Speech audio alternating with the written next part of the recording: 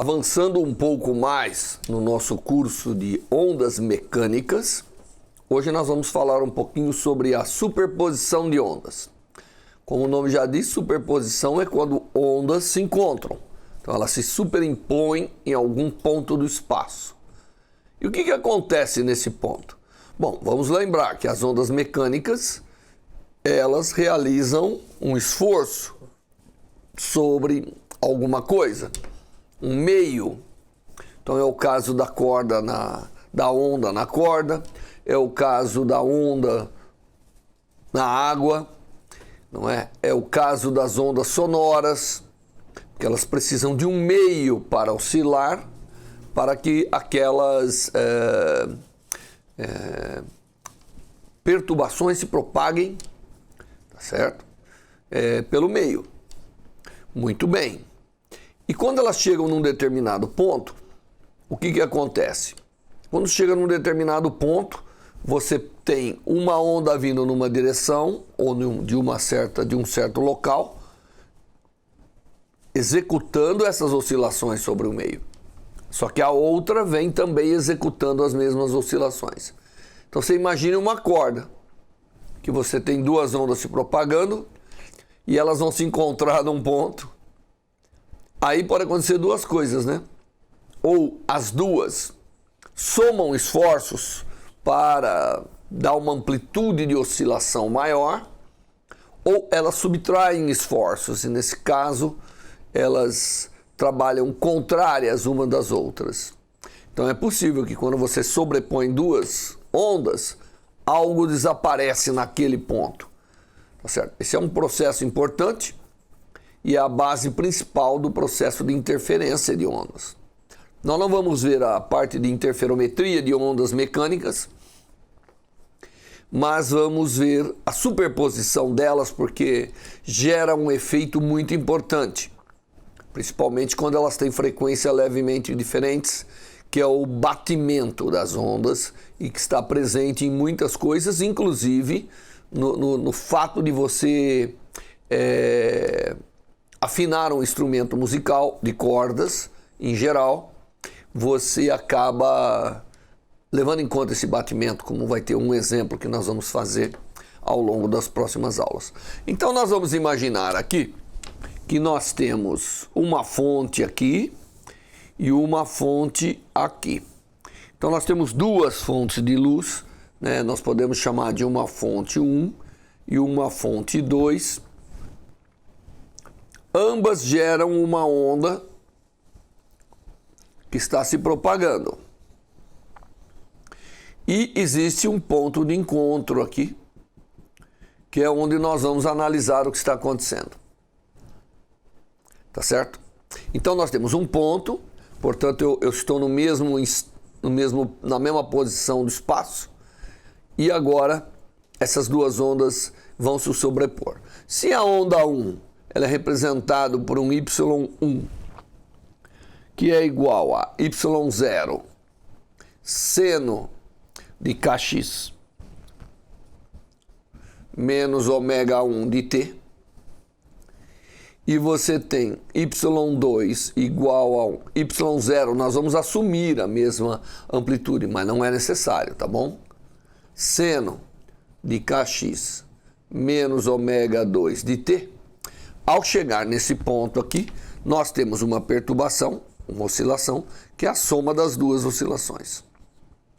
Portanto, é Y0 que multiplica.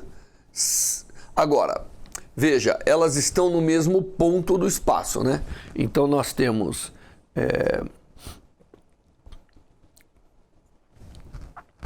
seno de... eu vou dizer que como elas estão no mesmo ponto do espaço,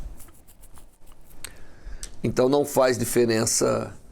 Não, mas vamos levar em conta. Kx menos ω1 de t, tá certo? Mais seno de kx menos ω2 de t. Isso é o que tem lá. Se a gente levar em conta uma relação, que é uma relação importante, que diz que seno de θ1, uma relação trigonométrica, mais seno de θ2 é igual a 2 vezes o cosseno de meio de θ1 menos θ2. Não é isso? Vezes o seno de meio de θ1 mais θ2. Essa é uma expressão. Então, quando nós somamos esses dois senos, nós teremos, na diferença vai desaparecer. Então, nós teremos que y resultante é o 2y0 vezes cosseno. Quando eu fizer a diferença, vai ficar a diferença, o kx desaparece, portanto fica meio de ômega 2 menos ômega 1 de t, tá certo? Tudo isso aqui tá aqui dentro, vezes o seno de 1 mais o outro dividido por 2, tá certo?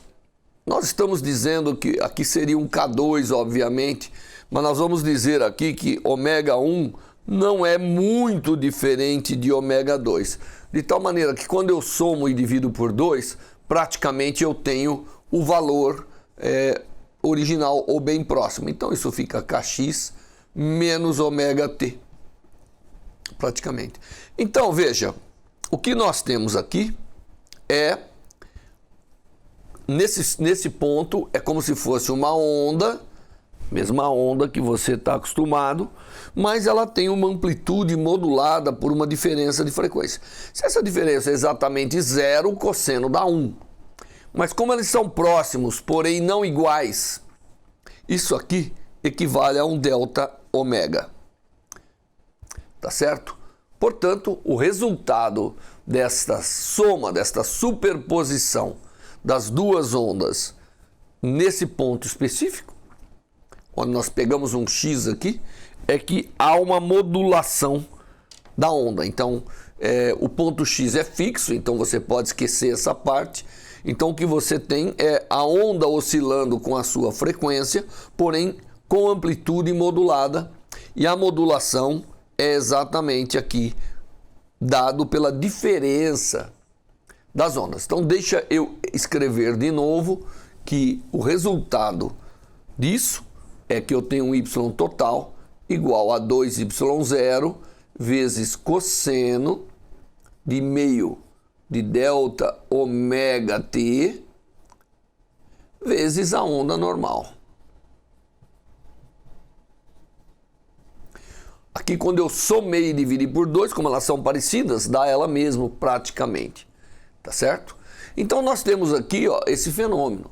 A amplitude, ela agora será modulada. Ela será modulada no tempo. Então, se eu fosse desenhar aqui, como lembre-se, ômega 1 é próximo de ômega 2, né? Se eu fosse desenhar aqui, como que é essa amplitude como função do tempo, porque nós fixamos o espaço. Então, esse ponto aqui está fixo, tá certo? Então, o que que nós temos aqui? Nós temos que, primeiro, a onda, ela oscila com a frequência ômega t, que praticamente é a original dela, tá certo? Então, como função do tempo, o que nós observamos na amplitude, ela é 2 vezes a amplitude, nós observamos que tem assim, tem duas frequências. Primeiro, ela quer oscilar. Então, se eu esquecesse a modulação, eu viria a onda oscilando com essa frequência ômega aqui. Só que, devido à presença desse termo, existe uma frequência muito menor no tempo, tá certo?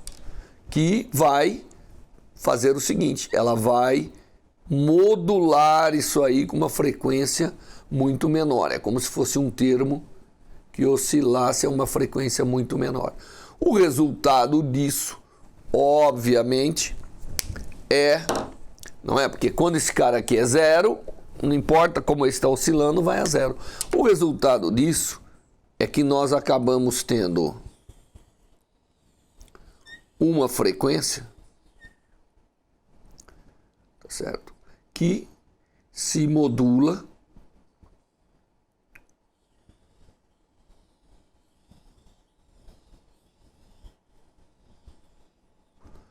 então a onda ela acaba tendo baixos e altos, com uma frequência muito menor.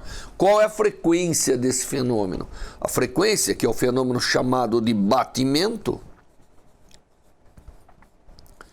ela tem uma frequência, então a frequência do batimento, ela é igual a meio da diferença das frequências. Tá certo? Essa é a frequência angular do batimento. E esse fenômeno é um fenômeno importante, porque você tem duas fontes de ondas, você então, a luz também é onda, né? De outra natureza. Então você tem duas fontes, elas vêm, e aí você tem aquele som, qualquer que seja a frequência, mas você escuta e isso é o batimento que está acontecendo. O batimento, ele é uma consequência dessa soma das ondas, e devido à diferença de frequência, portanto o batimento só acontece quando as ondas têm frequência levemente diferentes. E quando elas têm frequência igual? Bom, aí não acontece o batimento, aí esse termo não existe, mas como nós estamos somando duas ondas, aí vai ter uma dependência com espaço, né? Que é o processo de interferência das ondas. Porque aí é como se eu mudando o espaço, eu vou mudar alguma coisa aqui se eu fixar o tempo. Tá bom? Bom, mas isso tudo dá para se calcular também. Mas nós estamos preocupados com o batimento. O batimento, ele é algo interessante porque ele permite, se você conhece, se você tiver duas ondas próximas, você é capaz de ver qual é a diferença da frequência entre elas, porque normalmente, quando nós estamos lidando de som, principalmente, esse batimento ele é perceptível, você percebe. Normalmente ele é alguns hertz, né? E você consegue perceber e você consegue identificar através dessas variações qual é a frequência da outra onda, sabendo uma única onda e assim por diante. Então o fenômeno de batimento é para nós aqui um dos fenômenos importantes nesse processo de ondas e ele é importantíssimo que a gente de alguma maneira se intere um pouco desse processo. Bem, aqui nós colocamos duas ondas que estão interagindo e vimos o fenômeno de batimento, que nada mais é do que uma frequência com a qual a amplitude está variando. Então nós poderíamos pegar isso aqui, ó, e dizer, bom, essa é a amplitude da onda, que dado um ponto, né, ou qualquer ponto que você pegue, desde que elas estejam chegando ali, você vê um fenômeno de modulação, né? Aumenta e diminui a própria amplitude. Então, essa oscilação que eu coloquei sobrepondo a outra está multiplicando. Portanto, o que eu desenhei em preto é o resultado dessas duas multiplicações. Então, esse é o fenômeno de batimento. Aqui nós fizemos com duas frequências. Mas, às vezes, acontece que você tem muitas frequências se somando. Imagine que você tem, de alguma forma, muitas ondas que estão sendo lançadas, né, aqui com frequências levemente diferentes. Tá certo? Então, nós vamos pegar agora e vamos dizer assim, bom, imagine que eu estou aqui injetando muitas frequências. Então, a minha amplitude total deveria ser uma soma, vamos imaginar que seja a mesma amplitude, isso não faz diferença, de várias senos ou cossenos, né? Nós estamos trabalhando com seno. Seno de KIX menos ômega IT. Tá certo? Então você tem várias e normalmente elas estão dentro de um certo intervalo delta de frequência. O que acontece é um fenômeno importante, né? Quando eu sobreponho muitas ondas de frequência levemente diferente, então imagina, né? Eu tenho aqui, é como se eu tivesse aqui assim, então vamos representar aqui o que nós temos, né? Então nós temos uma onda aqui bem rápida, aí nós temos mais uma onda não tão rápida, mas também não tão lenta. Aí nós temos mais uma outra onda um pouco mais lenta. Todas elas, na verdade, né, então isso aqui seria o Y1, isso aqui seria o Y2, isso aqui seria o Y3 e muitas outras. Muitas ondas. No limite de eu ter infinitas ondas, tudo isso aqui se soma. E o que acontece? As ondas são tão diferentes que dentro de uma regiãozinha elas se somam, criando uma amplitude maior, bem maior, que traz todas elas, tá certo? Então eu poderia imaginar que ao redor daqui, assim, né? Tenho uma onda que se soma a todas elas. Dali para frente, como elas têm frequência levemente diferente, quando eu fizer a soma, elas não, elas acabam não tendo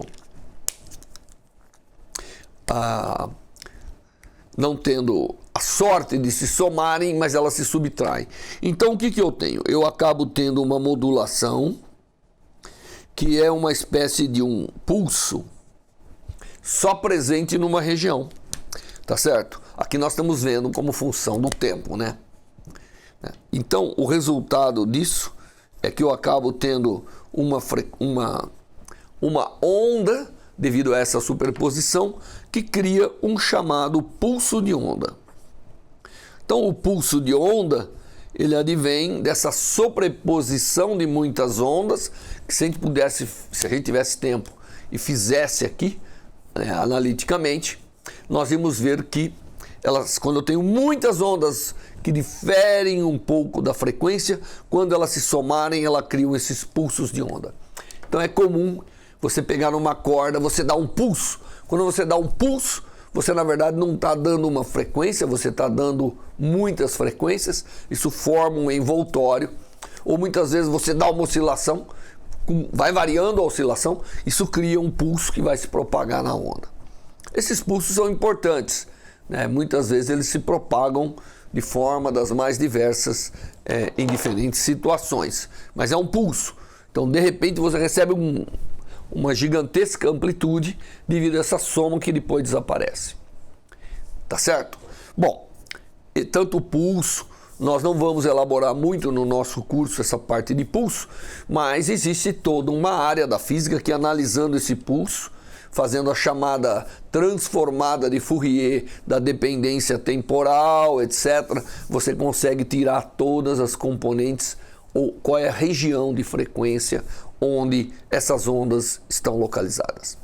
Muito bem, isso então é um pouco sobre a superposição de ondas que nós deveremos usar nas aulas seguintes, um pouco desse conceito que nós vimos nessa aula. Até a próxima.